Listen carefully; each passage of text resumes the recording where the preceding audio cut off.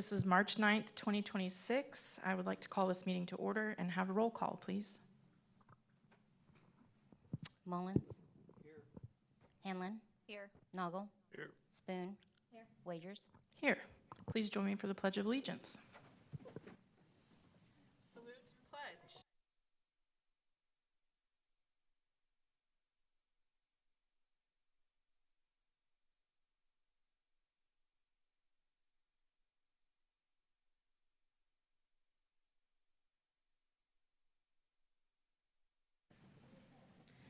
Okay, opportunity for the public to be heard.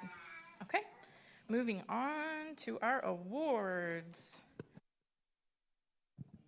Okay, if I could have all the kiddos that are part of the BMX team come up here.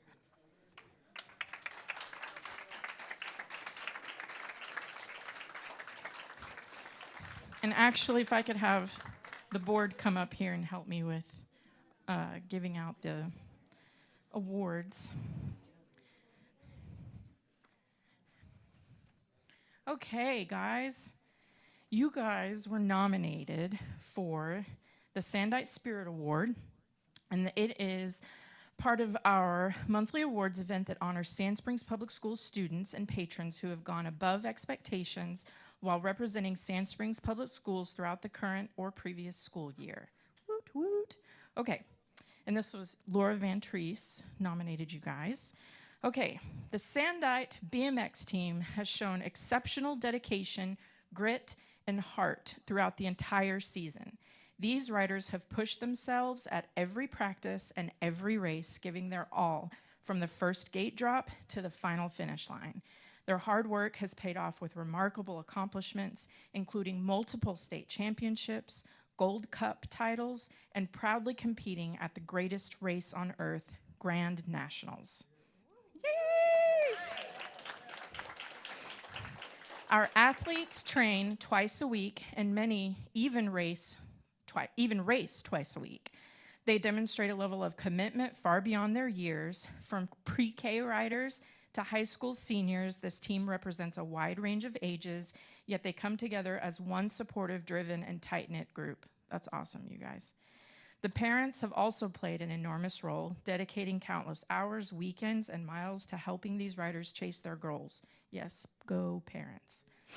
Their support has been just as vital to the team's success as the riders' effort on the track.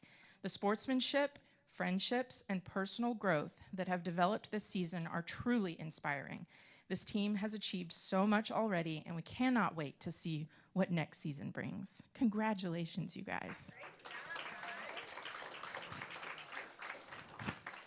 Okay, I'll say right here, 2025 titles. We've got 2 Gold Cup titles, 7 state championship titles, and 2 national titles.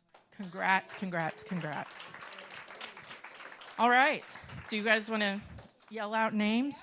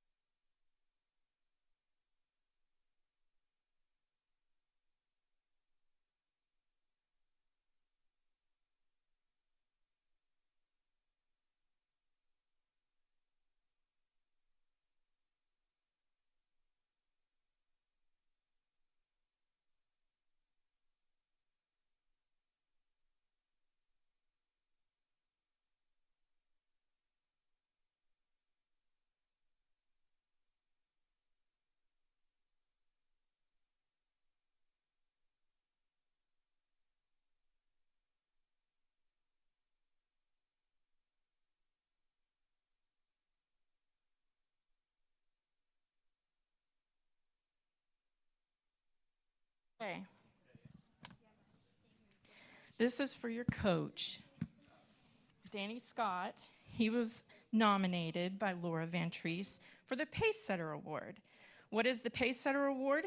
It is the monthly awards event to honor Sand Springs Public Schools faculty and staff who have gone above expectations while representing Sand Springs Public Schools throughout the current or previous school year.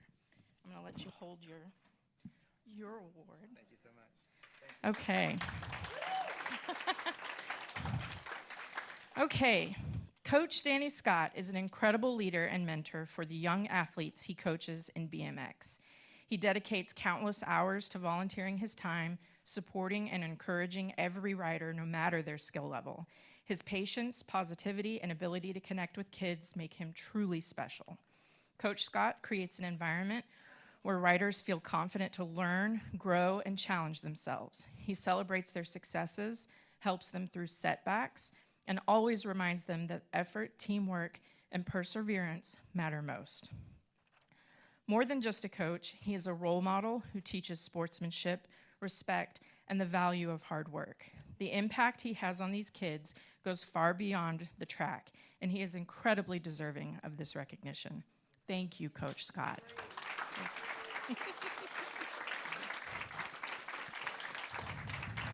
Ms. Van Treese, do you have anything you'd like to add? Nope, okay. Well, you guys are so awesome. I think it's truly cool that we have a BMX team. This is something I definitely never had or was offered in school, so I think it's super awesome. Way to go, Sandites. So I would like to say one thing before we close it, because Danny, how many did you start out with? 13 kids, and we just handed out 45, really 46, because Nolan's up here too, awards tonight, which means the program is expediently growing, which is so great for Sand Springs, so great for kids that have a knack for what they do. So you guys are amazing, and Danny, thank you for bringing that to Sand Springs.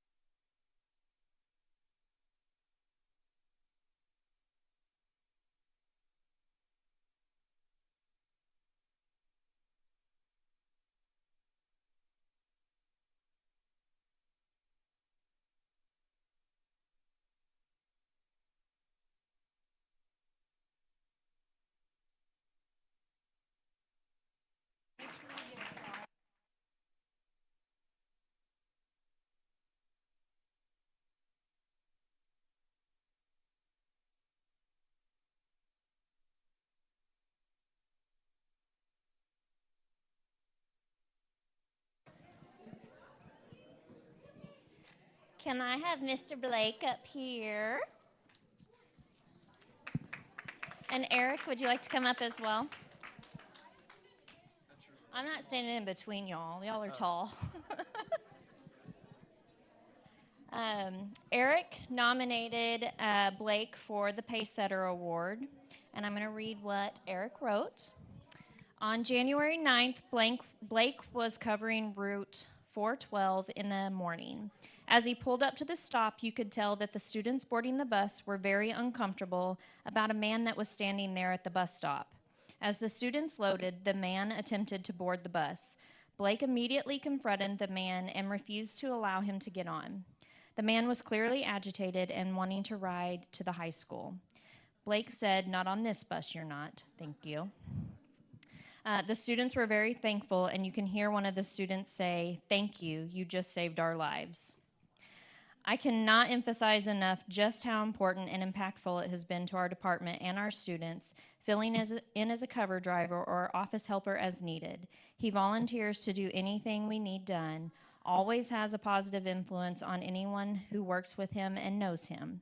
I am so proud to have him as one of my team members. Thank you for everything you do for Sand Springs Public Schools. You truly are the definition of a pace setter and deserving of this award. And I will say, I've said this before, and I will say it over and over and over again. It's not just the teachers or the staff in the buildings, in the classrooms that show up and make this school run. It is everybody inside, outside, bus drivers, maintenance workers, janitors. Everybody is there, and they have a role to play, and they keep our children safe. I've known Blake for several years, since his oldest kids were little toddlers, and you weren't even here yet, Colty. And this man would jump through fire for your kids. He is an excellent a person. He is a steward of basically, I mean, he's just an amazing all-around great human being, and he will show up and do whatever is needed or asked, and he doesn't even have to be asked, and he will be there. So thank you so much for being attentive and aware and keeping our kids safe.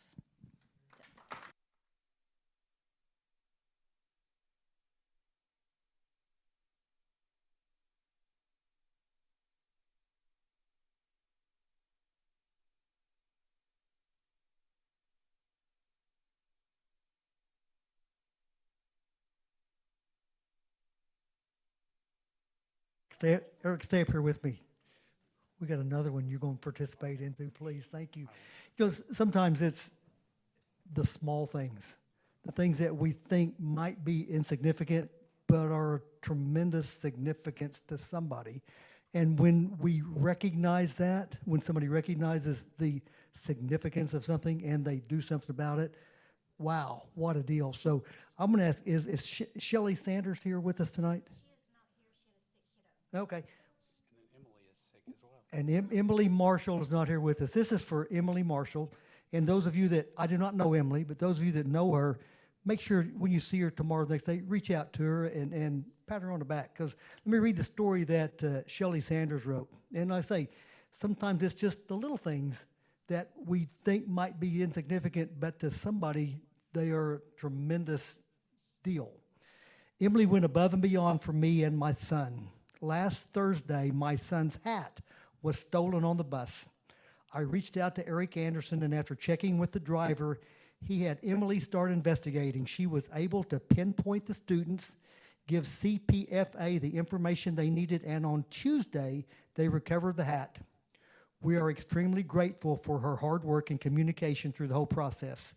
This hat is actually a collector's item, and I'm so thankful that it was located and returned. Awesome job, transportation team. She saw a need, she had an opportunity, and she took care of it, and what a recognition that somebody sees and they says, you know, very much appreciate it. So Eric, please reach out to your team, and thank you for what you do as part of that. So you want to say something too? So between having Blake and having Emily in the office, we could include Richard, we could include Amber, all the people who work in transportation, or just support. That's what we're here to do. We're here to support the students, we're here to support the schools, we're here to support the school itself. And so whatever that means, I mean, this award could have been given to any one of our people. They work so hard pulling videos, doing all the things behind the scenes that the general public never sees. So thank you for the award, and thank you for recognizing our team. Good, very good. Why don't you have this?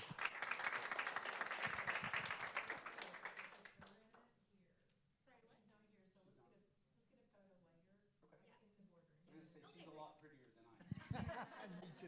Thank you, buddy. All right. I think that concludes our awards portion. So if you would like to skedaddle, you're welcome to.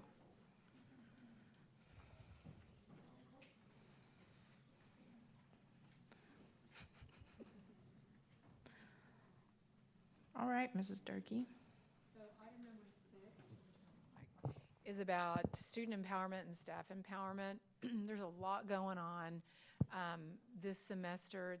Tis the season for legislative conversations about progress, but I always try to attach information when we have an evaluation come through for a program. And you'll see an attachment for our Career Tech STEM program that basically just says Mr. Palmer's aerospace program meets all the requirements, meets standards, which, again, I always say this, but it sounds very ordinary, but the truth is it's not. It's pretty extraordinary what we're doing. We've been recognized in a STEM magazine through his work, and he's going to be retiring this year, so we need to maybe make note of that before the end of the year. But Mr. Biven is well on the road to finding his replacement, so it's become a really popular program, and we're really proud of it. Secondly, testing season is right upon us. Sean's sitting in the audience, and he is a busy bee right now. And we're getting monitored this year, which is not super atypical. It happens every so often. But being the district testing coordinator is a hard job, and adding that layer is a little bit tricky and adds another component of what his work is. So, as you know, the legislation is, or the legislature is very intense on reincorporating retention at third grade. We know that when that comes along, the testing season again becomes high stakes for third graders, and so just know that's on the horizon, like it was a few years ago, and it can be a really stressful time for students and staff. I will say, I was able to go to Oklahoma City to the Capitol Day and talk to Speaker Hilbert about the reading sufficiency, it's not called that anymore, but the third grade reading retention bill, alongside one of my other colleagues, and Ms. Noel, who is our resident cabinet reading specialist. And I was really proud of the way that conversation went. We made some really great points about funding to support the program, about how to institute and maybe the way to do reading coaches for districts across the state, and then just some parameters around how the law should be structured. So we spent a good hour in Speaker Hilbert's office, which is kind of unheard of, and he was taking some really good notes. So we made some good points. Angela was really helpful in those conversations because, again, when you're hearing from a resident expert that spent time in the classroom recently as a principal and implemented some changes that were very successful, we're hopeful. So there is a second bill by Senator Pugh as well, who's also running for the state superintendent seat. I think there will be some collaboration between the two, but I'm hopeful that there's some parameters in it that includes funding that we can get we can back. So I was encouraged today. I think Noel was too. Moving on, the school calendar for 26-27 is in item number 42. You guys saw that as first read last month, and so we're going to ask for approval on that one. It hasn't changed since the last item you saw last month. Notice that the language is to convert to an hourly calendar up front to 1,086. Our days remain the same with teacher contracts, but it will go to match state law of 1,086 hours, which was in place this year. And they require board approval at the adoption of the calendar. So that it's a little bit of a tweak from legislation from last year. So any questions about student innovation, student empowerment? I'm sorry, the hourly calendar doesn't include minutes. At times we've got into minutes during the day. This is just Right. hours of instructional So time. what we do is we add minutes to the day, but the truth is it's the hourly requirement that we have to meet. So it's that conversion to extra minutes per day that we add to our school year, mostly for inclement weather, to be honest about it. This year we used 4 of them, and so next month you'll see a revision of this year's calendar to approve because it did change a little bit because we had the 4 inclement weather days. Yep. Thank you. So the last day of school will come for 5 minutes to make up that hour. And like we could add 5 additional. I don't think the teachers would love that, nor would the staff, but anyway. Yeah, exactly. I was going to ask what exactly you said we're also being monitored this year, adding another layer of work. What exactly does that mean? Take it away, Sean. So, on a recurring cycle, they will do on-site monitoring or desktop monitoring of districts during testing, just to make sure that testing is going the way it's supposed to go, and your name gets drawn out of the hat every about 5 years. It's been a while for us, and so we have 3 sites that are desk monitored, meaning that we just have to, they're going to view our paperwork, but if you're on-site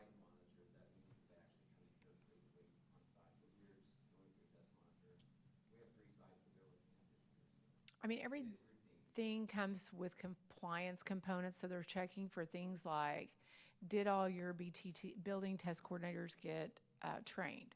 Or, right, exactly. So there's a checklist they follow, and they make sure that everything is compliant. That's how that works. But good question. Any other questions about students and staff? How about resource innovation? So OASA state revenue report is attached. Back in the day, that was Vernon Florence. They continued that. I think my biggest takeaway on that report was knowing that revenue perspective for next year is down $571 million. You probably have heard some reflection of budgets that they're parsing together. There was a suggestion, and I don't know where that's going to land in Pew's bill for reading, to take $254 million from teacher retirement appropriation and translating that into education to fund some of the mandates that they're proposing. We've pushed back a little bit on that, and it was pretty a quick recognition by our retired teachers that that was part of the funding mechanism. So I'm not sure where that's going to land. However, we just need to be aware that there is not as much money to appropriate this year as there was last year. So we're in a place. I always talk about tax credits for private schools. I can't help myself. I've been pretty open and transparent about how I feel about that. They're wanting to raise that cap another $25 million this year, when we are looking at obviously less revenue to appropriate. So just lots of things on our radar. One thing I would say about TRS, our teacher retirement system has been a caveat that attracts people. And they know, the teachers that are sitting out there know that I talk about that all the time. It's a defined benefit program that allows teachers to draw retirement for the rest of their lives when they retire. And we were in a pickle a few years ago with sustainability. And so they started appropriating funds in order to keep that healthy. And we just need to be careful that we're not risking any kind of health with that program, because it is one that is a caveat for teachers to come work in Oklahoma. So just a comment, side note on my part. Building projects are moving along really well. Boyd is coming along. We're still on target. Furniture, this is the time of the year I start kind of really watching and driving them crazy about this and that. So starting my Sunday walkthroughs with all of our projects, and sent a real quick note to Brent. We had some water in the second floor this week, so just making sure they know that. But we're going to be on time. My biggest angst is the elevator at the press box, which doesn't mean we won't have football games. It just means we may be walking up the steps until it's installed. So, and that's not atypical. Elevators are not really timely in installation, so we're working through that. We knew that was going to be a tight schedule for sure.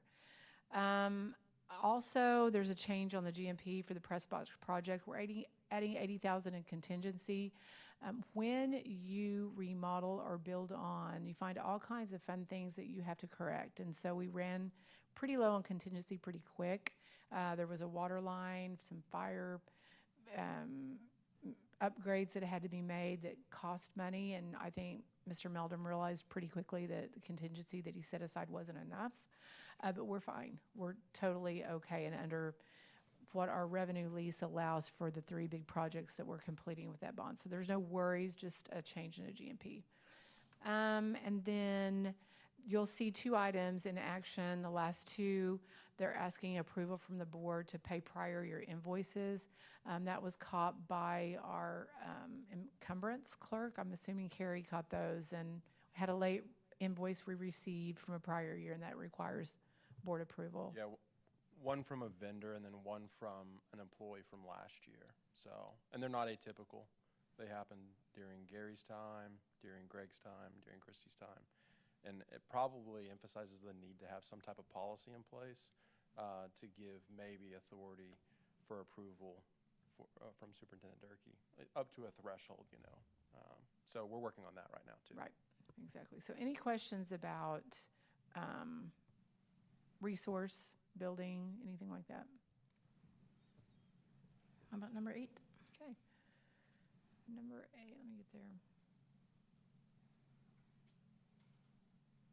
Let's see, number 8, discussion of communication and community involvement. We are trying another attempt at Coffee with Cabinet this week in the evening at Charles Page High School. We're going to capture those parents one way or the other to talk to us about what's going on. It's just tough to get people to carve out some time to sit down with us and talk about what is on our mind. We have one gentleman that makes an appearance pretty much every time we meet, and I love him to death, and we have talked circles around everything that's on his mind, but we really would like to have more. So just an attempt to get people invested and talking to us.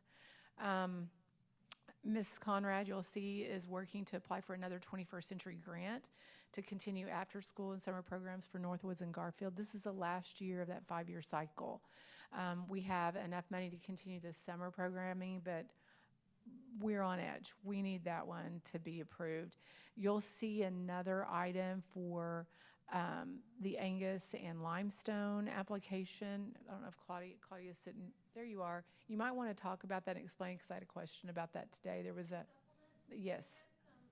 Programs that did not use all of their money, so it was returned to the state, so they had some money to give to us, and we have to spend it by, we applied for both Northwoods and Garfield and for Angus and Limestone, and I presume we will get it, we should find out soon, and we have to have that spent by June 30th, but that's for our existing programs for this school year. Yep, just a little bit of extra money. So you'll see that on tonight's agenda as well. Any questions about communication, families, communities? It is parent-teacher conference night, so hopefully we get a lot of participation. What time is your coffee with Cabinet I Thursday? need us at 5? 5 to 6, I believe, on Thursday. Yes. 5 o'clock. Yes. Yep. Absolutely. We were invited, by the way, to have some dinner with the kitchen staff, so I'm pretty excited about that too. So, health and safety, if you're ready to move on. Yes. I just need to mention Lacey Neidham for a minute. She has hit the floor running and did not miss a beat with anything child nutrition. I'm really proud of her. She came from Glenpool, as you know, to a district that's a little bit bigger with new ideas, but she inserted herself fairly quickly. Did some recon on some things that we needed to address, like grease traps, maintenance. She's thinking through the amount of money we spend on maintenance of kitchen,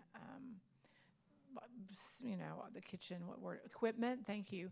And she's really thinking through, maybe we can hire our own maintenance person versus spending the money for contracts, which we'll see. I mean, that's out there. I think it's a great idea, but I've been really proud of her assessment and just addressing things that she thinks, we could do better. And Lord knows we always try to do that. So the Safe Schools Committee meeting, the reason I added her there is because she also took on Healthy Schools without missing a beat. So I was really proud of her ability there. Safe School meeting agenda is also attached. It's super comprehensive. I would just reiterate, I want to say this publicly tonight, we really seriously are considering employing a drug dog program for next year. My jury has been out for a long time. I wasn't necessarily in favor of that because I don't like gotcha programs. I'm convinced that we can utilize that with a lot of communication out, that let's prevent it from happening. I hope that we can encourage parents to talk to their kids about the prevalence, and I'm talking mostly vapes, mostly THC or marijuana. Since the law has changed and it's become legal, at least medically, we've seen an uptick. It's becoming way more prevalent, and it's harder to track down. So just preventative. I'm hoping we discourage kids from bringing it to school, knowing that we could randomly be running dogs in the building. So just get ready, Mike. Just a question about that. Are we anticipating that we will own the dog? No. Or we'll have a contract We'll have service a with somebody contract. that does Yeah, that? we'll have a contract. John Noah. Yeah. I'm saying my office. Yeah. They're highly trained, and so I don't know that we would want to take that on. But John Noah's been just dropping those hints for a while now, for about a year, and I put him off. And it seems like it's increasing, and we really need to be preventative about it. So I've connected with him. I think he might have done car wheels. I don't know. He was on the other end of the phone, but super excited about getting that instituted. So he'll be incremental, as the other resource officers too, of helping us get that set up for next year. Would this be for middle school and? Middle school and high school, secondary, both sides. Hit the elementary. Maybe when we start noticing, and Barbie's nodding, maybe, I don't know, if we thought we had a problem. Man, In yeah, pre-K, elementary. hit them all. Yeah, sure. Somebody asked me, Let's get our money's worth from that dog. somebody asked me if they would be able to detect gummies. I really don't know the answer to that question. I would assume that would be the case, but I don't know. So anyway, that's coming up. I just don't want to surprise anybody. I want to be super transparent with parents about this is going to happen. Please help us. It's one of those things that I think we have to work together to do. The last thing we've been a little concerned about is we have some grants that are paying our MOUs for resource officers in collaboration with the city. What we're hearing now, some of those grants are expiring, 2 of them at least. We're hearing some good positive notions that they're intent on reinstalling those, which is great. I probably would have made an approach to try to pay for it anyway, because they just have become one of us. They're just like our staffs, and the benefits they provide, you can't compare it to not. Anyway, they've been brilliant. So we're excited that I think the legislature will continue those 2 programs. I just appreciate those officers. I see them at sporting events, and they are engaged with Sandites. Yeah. So that's pretty cool. Yeah, it's all about relationships. That it really is, and the conversations they can have, even in the event there's some sort of issue with kids that might elicit a safety concern, because they've established relationships. Most of them know them already, and so even home visits are easier, and they're just trusted individuals. So it's been a real coup. I will say they do their job at the games, because they thought I was 12 and asked me if I was, asked Brooke and another, was it you? Or asked if I was going to go with them, and they were going to take care of me and bring me to my parents. And I was like, yes, yes, they are. That makes me I need to know who did that. There might be some joke or something that we. No, he was serious. Yeah, that makes me laugh. Anyway, it's going really well. Overall, we do have a lot of work to do legislatively, I think, this year in advocating, but overall, the district's doing really well. So any questions you have for me?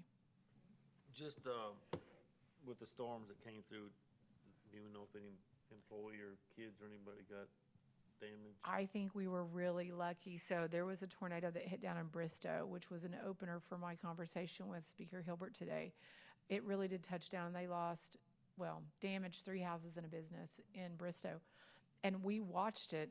Of course, Richard was out on the front porch watching the cell go over, but it lifted, and we watched the whole thing move across Pratt. There was a picture on Fox 23, I think Mike sent to me the other night. And so we got lucky, to be honest. So I know no, it not that we. went over Webco, which is just right down the road from me. Right. 18 years, never been in a hidey hole except for then. That's That was crazy. the first time I ever went down in it. Yeah, it was crazy, but I don't think we incurred any damage, thankfully. Chris is in the audience, but a couple of limbs down, but that's minuscule compared to some of the things that we faced That's before. good. So great question. It is super hot in the wrestling room, just so you know. I was, We had to did hunt it come down back in on? the wrestling room for an hour from stuff, I and I'm just I know. Sherry, is there any way they can turn the air on? I texted Chris. I said, Yeah. I know. I know, and like the thing's not even on. I was like, they do this so they sweat. Right. No, so, I had texted I was Chris. like, see you later. I'll go brave that tornado. I'm not staying. I know. so yeah, a funny story when that tornado came right behind the school. I don't know 10 years ago or whatever Maybe. it was. Yeah. Yeah, so we were at wrestling practice with all the boys. At they the were high little. school? No, Middle they were- school. they were little Okay. kids. And we were all in the wrestling room, and so everybody's like, go in the hall, go in the hall, go in the hall. So all the kids and the moms that were there all running in the hall, and all the dads go outside and get their phone It's out. true.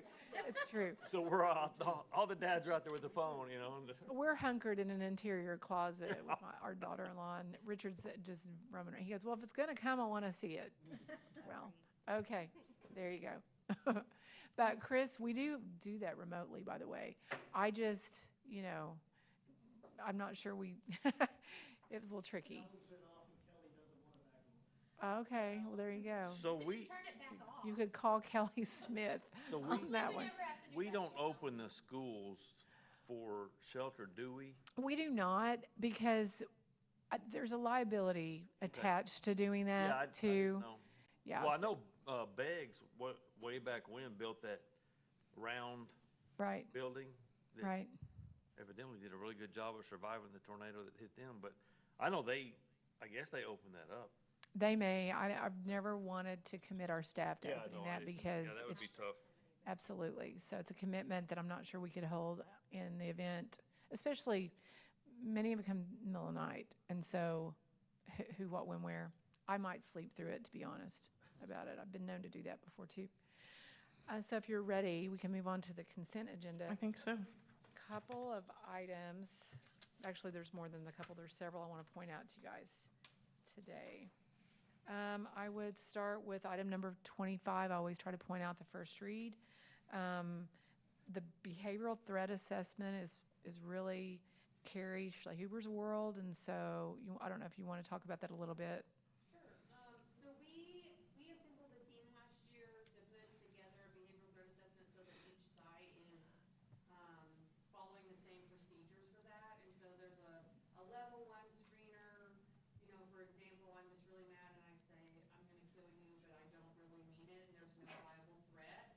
We're not going to put them through a 15-page threat assessment when we recognize that that wasn't the intent. But in the course of getting that all together and getting it out to all staff, we realized that we didn't have a behavioral threat assessment policy, and so we just added the policy.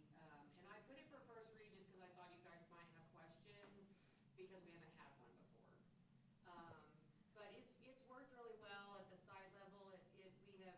We have written some parameters inside of the behavioral threat assessment where so if a student struggles with making threats in the elementary school, while we're not going to continue to get onto them for that as they get older, inside of Infinite Campus, there's just a note that only administrators can see, so that if then there's an issue in middle school or there's an issue in high school, they can refer back. It's not documentation that we're like uploading the threat assessment inside of that, but that way there's just a record that's going from site to site. We think that's important because sometimes you hear when horrible things happen that maybe there were signs, and so this is just a way for us to make sure that we're taking care of that on the building level. So I don't know if you have any specific questions about the. I did see something there, I had a question about, Carrie. It refers to, that said Oklahoma law requires an officer of the school district. That's a term I have not seen or recognized before. Who is an officer of the school district? I really think that just means anyone who's employed by the school district. Okay. Like what we did is we laid it out at the site level, like here are all the people who are gonna be on your team. Here's when you bring in local law enforcement. So it's really prescriptive. And I can share the procedures with you. I probably should Sure. have done that before this. Yeah, and I can share them. Share that Yeah. with them just to see what the actual process guide looks like. So we have procedures that aren't necessarily policy, that it's kind of what our leaders follow. So an officer of the school, typically there's a principal involved, so an administrator. Also, school psychologist, we like to have them involved if one's available because they have some insight that maybe we don't have. And then a lot of times the police, one of our resource officers will also be involved. So it's Basically, multidisciplinary. that I did define what an officer is, because it says that the law requires an officer or a board member to, how does it say, to notify the state if we see an act, I think there's, the officer of the school means someone that has the, some authority. yes, the authority. But we can, I mean, if you want. Put some definition of that in there just in case. Because I'd hate for, please don't take this wrong, a kindergarten teacher that says she thinks he's an officer, and I don't know if that's what the intention is or not. So, Yeah, for sure. Yeah, good point, though. well, thank you. So the process has really always been there, we're just putting it in writing for policy. Yeah, the process was loosely there before last year. And last year, this is step one, this is step two, this is step three. All of the parameters inside of the process guide come directly from the State Department of Oklahoma. Like, we have them on our own forms, but they all come from the state, and what the state is kind of like putting as the, best practices. But we have, I can't say always, because I don't know before I was moved in, but we have had behavioral threat assessment forms, but I think they were being used very differently at different sites, and people were using a lot of their own judgment, where this really clearly says, like, So back this, do that. when Jamie Guthrie was in your position, that's when we unified it. So it has been a thing that we've done for a long time.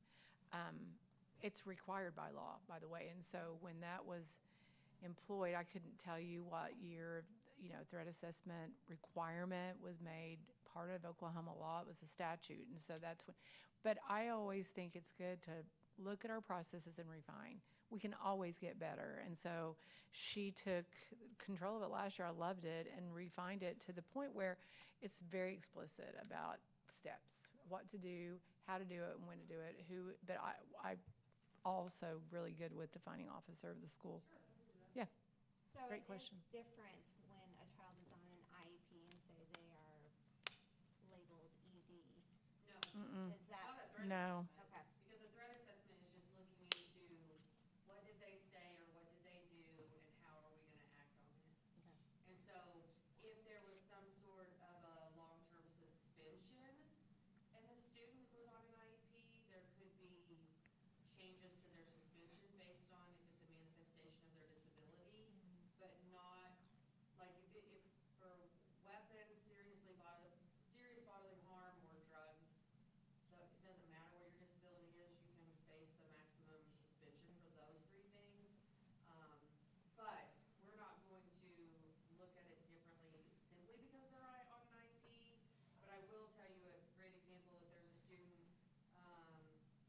say they're really obsessed with, like, horror films, and they don't understand what they're saying, but maybe they're repeating something, we're probably not, and they're in a very restrictive, like, self-contained classroom, probably not gonna repeatedly suspend them when they're watching Freddy Krueger all day, every day at home, and are just repeating words from that because there's not an imminent threat, and there's not an ability to act on it. But we still take them all seriously. And the principals have gotten really, really good. Principals and counselors have gotten really great at diving into those and bringing in all the necessary people on their team when they need it. Good I question. really like the policy that you've written. Have we reached out to Julie at OSSBA for policy services to see if they have? Oh, yeah. similar? This is So, their. it's this theirs? is theirs, Okay, yeah, cool. yeah, this is theirs, and we, like you said, we'll make the change to officer and make it for, another read next meeting. Yeah, we can change it and put it in action and just make note of that change. Yeah. I would also highlight item number 31, just so you know. We are switching to Vector Solutions for our platform for professional development. Vector is provided to us at no cost through OSIG. They added child abuse, neglect also as part of it, and it gives us a little bit of break on our insurance, which is great. But also, we save the cost. I don't know if you want to talk about the shift, Sean?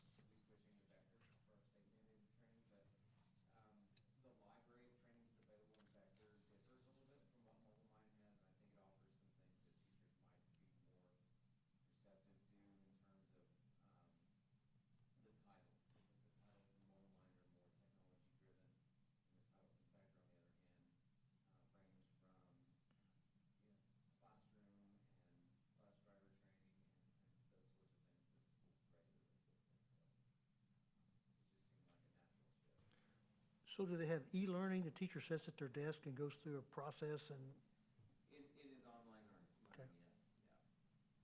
So it's basically, video or slide delivery, and then they earn a certificate for completing the training. have to take a test at the end of it? Yes, Okay, cool. I would also point out number 32, not because you need to review it, it's the Maybe Center, but you do need to put 5/16 down on your calendar. And my calendar invite says 7:30 to 9, so we'll hold Mr. Biven accountable to that time frame. But 5/26 or 5/16 will be graduation for Charles Page High School. Item number 35. What's that? That's not good. I know, well, I'm gonna be in Missouri. you are. My nephew graduates on that Okay. same night, Well, that's excusable. so I'll be mean, in Missouri. Now I hear you. Sorry. That's all right. At least you're not responsible for a speech. That's good. I'm never responsible. Okay. Let's see, math course credit is recommended by, again, Mr. Beard, so I'm gonna let him talk a little bit. But this is in conjunction to CTE courses, so if you wanna expand on that a minute, they're not used to seeing that either. So what you might remember during your last OSSBA conference, there was a lot of discussion about the graduation requirement change and the shift to students completing 4 math credits for graduation, and then in addition to that, 6 credit areas aligned to their ICAP. So in order to set students up for success and enable them to meet those 4 math requirements, I talked with the secondary team to determine if we already had some courses that could be recognized for math credit.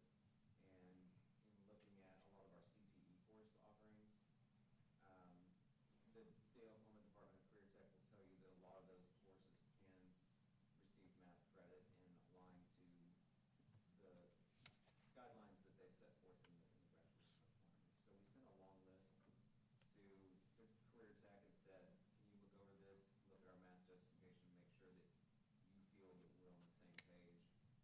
And they said, yes, this looks good. So our next step is basically, if you guys approve these courses for math credit, then we would send a letter to the State Department of Ed that just let them know that we've given local board approval for them. But what this means is, if you've got a student that's on a career path, and part of their career path involves manufacturing, for instance, the level of math that's involved there could allow students to get their 4th math credit by completing that type of class.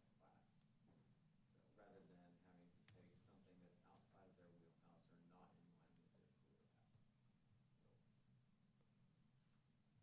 Any questions? Sean, do we offer those courses today? I mean, there's some kind of impressive courses that you listed. So a lot of those courses we do offer. Some of those courses are also in line with Tulsa Tech.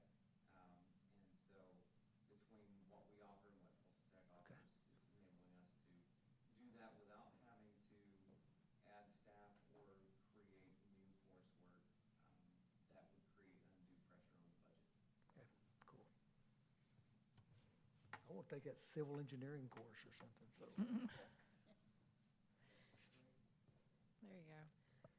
All right, no Mr. questions. Chair, I might want to add something I noticed on item number 19, and Ms. Durkee brought it to my Okay. attention. On the April the 16th, we have a choice of what we want to attend that night. We have the, and it's a conflict with the That's right. Hall of Fame banquet, but it's also the OSSBA Region 4 meeting in this room. That's right. And so we'll kind of divide and conquer, and I will attend the OSSBA meeting, and if anybody wants to join me, you're more than welcome, or if you want to attend the Hall of Fame banquet, you're more than welcome to do that. I think we have, if, just you need to let us know, because I know we're doing the planning for seats at the banquet. So we'll just need to, I know Miss Arnold has volunteered to be at OSSBA to kind of host here, and we'll have technology here too. Cool. So thank you for bringing that As long as up. I don't have to do the technology. Yeah, right. Okay. Yeah, me either. I hear you on that one. Okay, the next one, this is ordinary. Alicia asked about this today. Item number 36, and I'm looking at it, and Beth, we need to make a note. 72,000 is the preventative maintenance, but it is a year, not quarterly. They check it quarterly, but we pay that for the year. Right. But they're doing all of the maintenance, like changing filters and all the things. There is owner's representative is still listed as Mike Bynum, so we need to make that correction before we send that contract back in. I just caught that. So Beth, if you could make a note when we approve the consent, yes? That contract is the contract that was approved back when Mike was here. I just added it to that just as, context. Oh, gotcha. Okay, I just wanted to make Yeah. sure that that was, Yeah, it's a renewal. The where it says quarterly at the top was Yeah. a new document they sent in, but it's a Okay. renewal of the original bid out in 2024. okay. Yeah. I gotcha. Perfect. Just, yeah. Well, I thought I'm gonna have to correct that. So there's that. But that's normal. That's something you guys have seen. I just wanted to make that note. And then 37 is the resolution that Eric Nelson is suggesting we do, because periodically we do designate a committee member for any kind of economic development. Beth clarified we don't actually have to read that resolution. You guys have access to that, but it's allowing you all to assign a designee, meaning myself typically or our CFO, to be in those committee meetings. So it won't require reading the resolution. When you approve the consent agenda, if you will, then Beth will notate that in the minutes. So any questions? Mr. Rickey, those meetings that you are attending they will last until middle of May? Yes. Okay, that concludes the consent agenda. I'll make a motion, we accept the consent agenda. Okay. You said we do need to read that? You do not Number have to 30? read it. Oh, okay. Okay, we have a motion and a second. A vote, please. Mullins, Aye. Hanlon, Aye. Noggle, Aye. Spoon, Wagers. Aye. Okay. Action items. Number 38, proposed executive session to discuss temporary teacher recommendations for the 25-26 school year. Okay. Seeing none. Number 39, proposed approval of temporary teacher recommendations for the 25-26 school year. I'll make that motion. I'll second. Okay. We have a motion and a second. A vote, please. Tracy. And Mike thirded it. Yeah. Mullins, Aye. Hanlon, Aye. Noggle, Aye. Spoon, Wagers. Aye. What about a proposed executive session to discuss employment recommendations for the 25-26 school year? Okay. Number 41, proposed approval of employment recommendations for the 25-26 school year. I'll make a motion for Second. 41. Okay, we have a motion and a second. Will you vote, please? Mullins, Aye. Hanlon, Aye. Noggle, Aye. Spoon, Wagers. Aye. Number 42, proposed approval of the instructional calendar for the 26-27 school year. Hold on, I have a question really quick. We are coming back in January on the Monday and not the Tuesday. I know that was a discussion. That's correct. Yep, we did a survey, Okay. and interestingly, the majority of the staff chose this calendar. Okay. Survey says. And the survey says. Okay. Okay, Second. we have a motion and a second. Vote, please.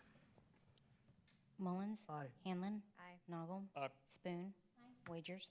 Aye. Proposed approval of policy to add to the district policy manual. And this was a cleanup, so if you look at the policy, there's some red lines just to correct some language in it. It doesn't change much, but just some cleanup. On aisle 43. Yes, I'll make a motion. We accept 43 as stated. yes, perfect. We have a motion and a second. Vote, please. Mullins, Aye. Hanlon, Aye. Noggle, Aye. Spoon, Wagers. Aye. Proposed approval of LD Kearns Contractors Guaranteed Maximum Price Amendment Number 1 for the Charles Page Memorial Stadium press box to add $80,000 for additional contingency. Second. We have a motion and a second. Vote, please. Mullins, Aye. Hanlon, Aye. Noggle, Aye. Spoon, Wagers. Aye. Number 45, board to approve or disapprove payment of claim for underpaid stipend for contract year 2025. I'll make a motion for 45. Second. We have a motion and a second. Vote, please. Mullins, Aye. Hanlon, Aye. Noggle, Aye. Spoon, Wagers. Aye. Number 46. I'll make a motion to accept 46. Second. We have a motion. A vote, please. Mullins, Aye. Hanlon, Aye. Noggle, Aye. Spoon, Wagers. Aye. Okay. Any matter not known about or which could not have been reasonably foreseen prior to the posting for this meeting? No, ma'am. Any announcements? Second. I'll second. Oh, you got Motion and a second. Vote, please. Mullins, Aye. Hanlon, Aye. Noggle, Aye. Spoon, Wagers. Aye. Thank you all very much. Carrie. You guys like that? Are you gonna be out Saturday morning? Eric. 5K race for Special Olympics? No, are you running it?